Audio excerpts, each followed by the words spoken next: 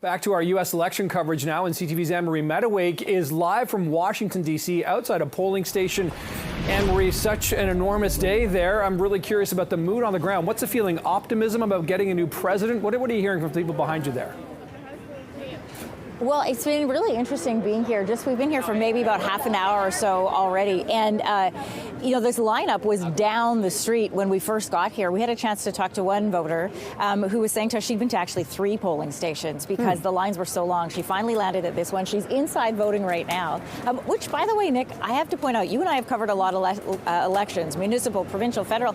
We just don't get to do this in Canada. Talk to voters when they're in line to vote and then ask them about who they voted for when they come out. So it's been an interesting experience. Yeah, people have come out because they think that it's important to exercise their right. I've heard that from a couple of people here today, just the importance of being here. I asked this particular voter why she didn't vote early, like 78 million Americans already have, and she said she wanted to come and do it herself important. She wanted to know that her vote had happened, the integrity of her vote was important to her, and so that she came to this polling station. We're going to check with her when she comes out and find out who she voted for. This area is a largely Democratic area, and so there's not a lot of variation in who people have told us that they're voting for, but it's been an interesting experience being down here and just watching this democracy in action. Yeah, there's something about casting a ballot on Election Day. There's no doubt about that, Anne-Marie, and it looks like a pretty beautiful day in D.C. You got a jacket on, but the sun's out, so that's good. In the meantime, of course, all eyes are going to be on those swing states, the crucial states to win. Are things running pretty smoothly so far at polling stations in those states, as far as you know?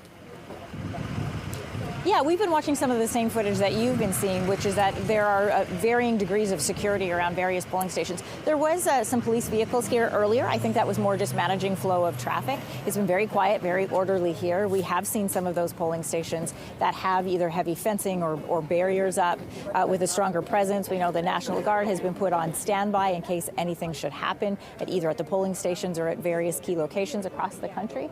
But things have run very smoothly here. I mean, people are here. There is a sense of excitement, of anticipation. They've been watching this campaign for a long time. If you go through the timeline, even just since July, there's been 2 assassination attempts, a candidate switch. We've seen a debate. There's been a lot happening, a lot building to this day here in America. Absolutely. Now, there's a sense from some observers that Donald Trump is going to come out regardless of what things look like tonight and suggest that he's won, regardless of the final vote count, et cetera like that. Are you hearing much concern about that, about the potential chaos that could be sown tonight, tomorrow, really depending or even regardless of where the numbers are, Anne-Marie?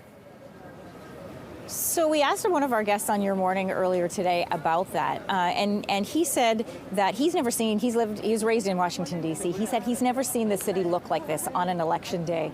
There is fencing around the White House. It's that anti-climb riot fencing so that you can't climb over the top. That's also around the Vice President's residence, as well as around Howard University, where she'll be headquartered tonight. The anticipation around what will happen in these hours and days after the polls close, that is a real concern for people who live here in the city. Business owners have put up board around their businesses. They learned their lessons. Joy Malbin, CTV's Washington bureau chief, told us that people learned a lesson on January 6th. They're prepared for anything and everything in the days to come. Okay, it'll be something to watch over the next few hours. That is CTV's Anne-Marie Mediwake live in D.C. Anne-Marie, appreciate this, and it's a busy day for you. Thanks for joining us.